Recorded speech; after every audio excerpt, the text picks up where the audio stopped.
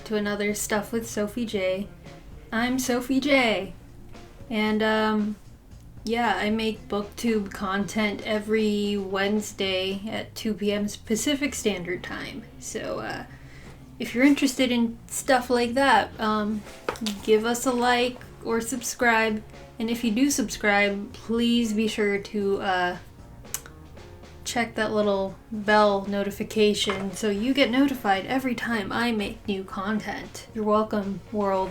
It's time, everyone, for my very, very first monthly wrap-up for January 2021, and I read a whopping 3 books because I'm a professional.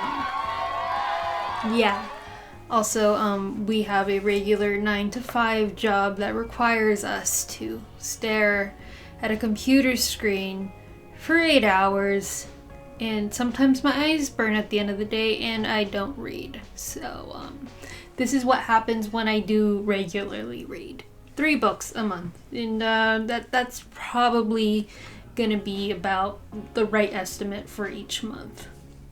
In a good month, so... Unless we're reading a bunch of graphic novels. But we don't do TBRs here because we can't be held accountable for anything. Because that's how we're living. Alright, so let's get in on it. We had 3 books, with the first being The Fellowship of the Ring by j.r.r. Tolkien, aka the first book in the Lord of the Rings series that is actually just 1 book but split into 3. And I read this started December 26th, and what do the notes say? Ended that on January 17th because y'all, that book is long. I did get some help. I did listen to the Audible version, so I went back between my Kindle version on Audible version because it is on the Kindle Unlimited library, so you have the Audible narration if you want it on there. So that's a nifty feature. So yeah, written by j.r.r. Tolkien, we all know this, but the narration is done by Rob Inglis, who is amazing, and I recommend just listening to the Audible version, especially if you're like going on a long ass road trip or something. He puts you into it in a way that the movies can't quite. I mean, not to say that the movies aren't good. I mean, I fucking love those movies, but where are the songs? The songs only show up in The Hobbit, not the Lord of the Rings series, and it's a damn fucking shame. Except for Pippin's song. In that one song when Gandalf dies. Oh, sorry, spoiler alert if you didn't know. He dies. He dies, everyone. I have a mic here. Anyways, I gave this book a 5 out of 5 stars because it is good. It is very good. There are a few things I disliked about it, but they kind of are a little bit outweighed. They shouldn't be, but it is The Lord of the Rings. I can't help it but give it 5 stars. What I did like, I like Tom Bombadil. He is not in the Lord of the Rings movie series. He is taken out because Peter Jackson didn't think he did anything to move the storyline ahead, so he was removed. And true, but he's also really cool because he's like the oldest fucking person in all of Middle Earth, supposedly. And the ring, the one ring that like everyone is fucking drawn to and it has a great power over, he is unaffected by it. So that man must be so fucking powerful. Like, my dudes, he's so cool. Maybe in that new Amazon series they're planning, they'll do a little Tom Bombadil one-off, because that would be cool. He seems dope. So that was great. Rob Inglis singing all the songs, because there's a lot of songs in The Lord of the Rings. That is also great, and you kind of get the vibe more, if you catch my feel. Okay, what I didn't like There are no ladies in Middle Earth. Like, there are 2 mentioned in this book. Maybe 3. If we were talking about, like, female hobbits that the hobbits are related to in the beginning of the book. You hear about Tom Bombadil's wife. She's fucking great. She sings a lot, and she's very welcoming to the hobbits on their journey. And Lady Galadriel. I'm probably mispronouncing that name. Sorry, I didn't take a course on how to pronounce things in the Lord of the Rings universe, so please excuse me, because I am an uneducated swine. Despite what this degree down here might say. Uneducated swine. Okay, we got through that. Cool. But yeah, there's no ladies. But if you haven't already, please take a look at my dream gender-bent Lord of the Rings Fellowship of the Ring cast video that I made a few weeks back. I think you might be interested if you like the Lord of the Rings, so... Yeah, so no ladies in the Lord of the Rings. That fucking sucks. But, another thing I didn't like, it's kind of apparent a little bit in the movies, but more so in the books. Gandalf keeps a lot to himself that he should share with the rest of the party. Cause, dude knew about the fucking Balrog. He just hoped it wasn't there, but he knew it was there. And he didn't bother saying, like, hey, Frodo, if you're gonna be making this decision, you should probably know that deep down in the depths of this mountain, there is, like, a fucking hell beast, so consider that before you say, hey, maybe we shouldn't take this snow pass that's trying to kill us. Either way, it was still, he had a terrible decision to make, but it would have been helpful. Just saying. Gandalf, do better. That's all we ask. Thank you. Okay, book number 2 of the month was Dreamland by, pardon me if I mispronounce this. It is a white name, and I can't pronounce white names very well. Nancy Billier. Nancy Billier.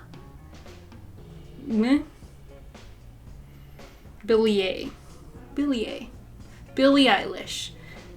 It's this name that's going to be on the screen with the book. Cool. This was a Kindle Unlimited pick for the month of January. I believe the book was released just this month on January 16th. So, it's out for people to buy on other platforms. So there you go. And it was great. 4 out of 5 stars for me. I'll tell you a little bit why I didn't give it 5 stars. But it was one of those books where it's like, at the end of every chapter, you wanted to keep reading, even though, like, you knew you had to get to sleep, but, like, you couldn't help it. You needed to know what happened after the little mini cliffhanger that each chapter would leave you on. So, Nancy, your writing is amazing. We loved it. Thank you for that. It's been a while since we've had anything like that to read. Yeah.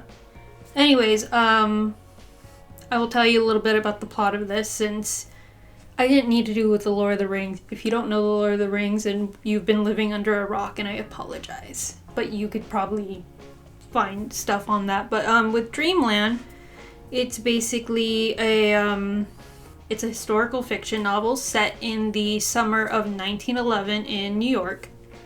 And Peggy Battenberg is an heiress who has to go stay at a very swanky hotel with her family for the entirety of the summer, because essentially what they're there for is to try and make her sister's fiance set a date by she's supposed to be meeting his mother there. And so they are just supposed to make their family more likable, that the fiance is going to be like, yes, let's make this official, like, today type deal. And she does have a little bit of history with the fiance, and she doesn't like him, but she's willing to do whatever it takes to help her sister because, she's fam. And yeah, this hotel happens to be on Coney Island, and they have the 3 brand new amusement parks, and it's also the hottest summer on record back then, and it's also tied in with a murder mystery because women just keep showing up dead on the beach near their hotel, and Peggy suspects that somebody in their family's party might be involved. So, sounds fucking cool, right? Okay, this is what I liked about the book. Nancy does a very good job at putting you into the setting. Like, it's very easy to picture Coney Island and the fucking sweltering heat. This is one of those books that's particularly great for COVID since you can't travel, because there is that escapism there, and I appreciate it. Also, it made me, because I live in California. Probably the closest thing I have to Coney Island would be the Santa Cruz Boardwalk. Granted, that's like 8 hours from me, but like, it made me want to go there, and that's kind of what I kept picturing as she talked about the setting and the amusement park aspect, and yeah, really good. I liked it. And I did like the whodunit aspect, because you would constantly think, it's like, you would be back and forth between who you thought the person who was killing these women was in the party, just because, like, all of the men in the family were suspicious, but, like, at the same time, you knew who it was gonna be, but, like, it bounced around, like, oh, you can't necessarily be too sure. So that was good. It, kept me intrigued. Because you would be like, wait, it obviously is this dude. Oh, but this dude is really sketch. So, that's cool. Yes, Peggy is a very rich, wealthy woman because she is from this dynasty of a family. But, she tried to kind of live a separate life from that. Like, at the beginning of the book, she is working at a bookshop and, you know, trying to make it as an independent woman in the world, but, like, her family is quick to be like, no, you're a fucking rich kid. Like, shut the fuck up. And throughout the book, people put her in her place, like, saying, yes, you might give a shit about us, but, like, you don't know what the struggle is, so stop pretending like you do, and I like that. Because, it made the character a lot more self-aware than I've seen in stories that have tried to do the same thing. So that's good. That's great. Aunt Helen in this book, who is Peggy's aunt that is married into the family, she is a low-key kind of hero of the story, because, I'm not gonna give it away, but if it weren't for her willing to speak up to Peggy about things that don't normally get discussed, then, a lot of the story wouldn't have been able to move forward, so Aunt Helen is a low-key badass for that. And we liked her, and there wasn't enough Aunt Helen when you knew that lady had stories. So, Peggy does have a love interest in this who is I believe he is a Serbian immigrant who works as a painter / hot dog cart attendant on Coney Island at the Dreamland amusement park. Anyways, something that kind of stood out to me from the book was, maybe this stood out to me more because I am a second generation Mexican American, so kind of the immigrant experience for my family is kind of closer to me than to most people. I just kind of found it interesting that Stefan, who is the love interest, and this is kind of poignant, is the immigrant idea of America is always going to be much grander than that of the American. Like, they're the ones thinking this is where the opportunity is, but when you actually get here, most Americans just see the limits, not necessarily what things could be built on top of, essentially. So that was kind of interesting.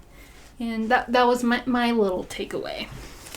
Things that I didn't like, and this is why I knocked it 1 star, even though, like, it was a very good read, was, the ending for me, even though it wasn't necessarily a happy ending, it was just, everything got, tied up too nicely.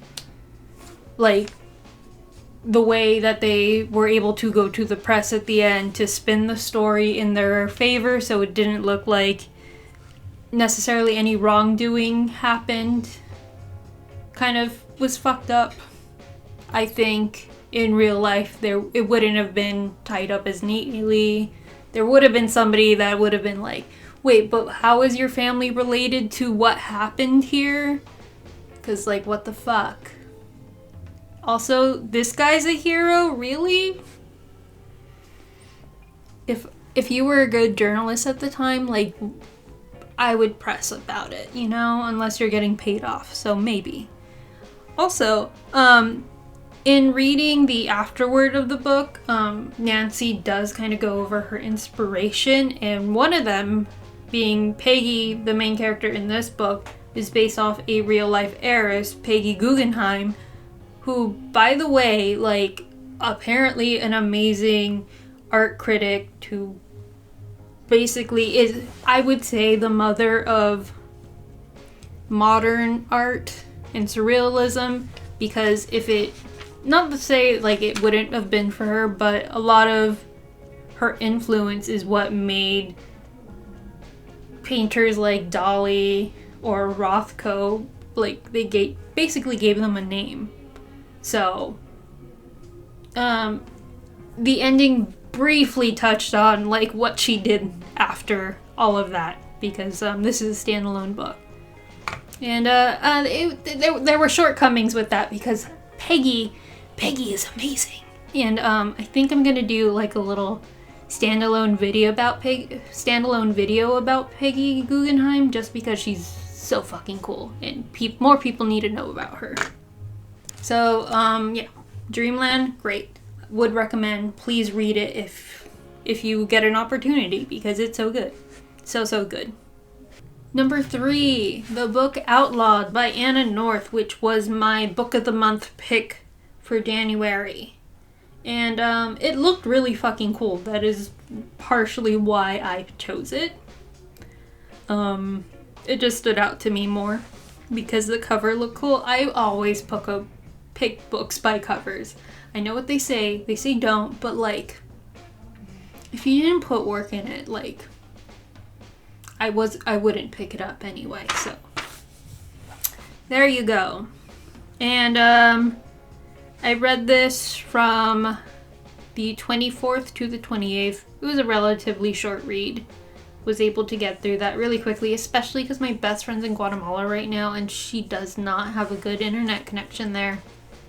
So, we weren't texting like we normally were in the evening. So I had the time. Anyways, I gave this book 3 stars. And I'm not gonna lie, I probably should have given it less. But I felt anything below that just kind of seemed unfair, because the idea in the book is there. So, here is the premise, essentially. This is in the Wild Wild West in the 1800s sometime. It's an alternative timeline.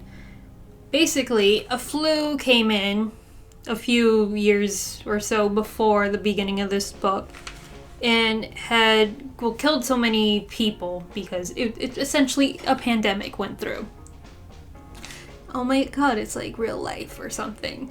And killed a lot of people, and some women were left barren. And what doctors of the time said was they were left barren because the flu and the barrenness are caused by witchcraft. So if you're a barren woman, you're automatically a witch, and you're also, like, if a baby dies, or if a woman miscarries in a town with a barren woman, it's likely that the barren woman cursed the pregnant woman. So, yeah, if you're a barren woman and somebody miscarries and people know that you're barren, you will be killed. You would be, burned at the stake. And yeah, so that's what's going on. Anyways, it follows Ada, who recently married. She's been trying to have a baby for a year, realizes she's barren, and two of her friends get pregnant and miscarry. So the hunt is on for her. So she leaves her life. She joins a convent. She basically what does she do? She's a scribe for books, and one of the books that she's reading has a lot to do with medicine and the ailments of women, and she wants to go and meet this doctor who wrote this book because she wants to find out why women are barren, essentially. And this leads her to going to stay with the Hole in the Wall gang, which is a group of women, some that are cross-dressing, some that aren't, some that are lesbians, and they're living on their own, doing their own thing. They basically fund themselves through little mini thefts, and she's hoping they'll help her so she could get money to go and find this doctor to figure out her problem.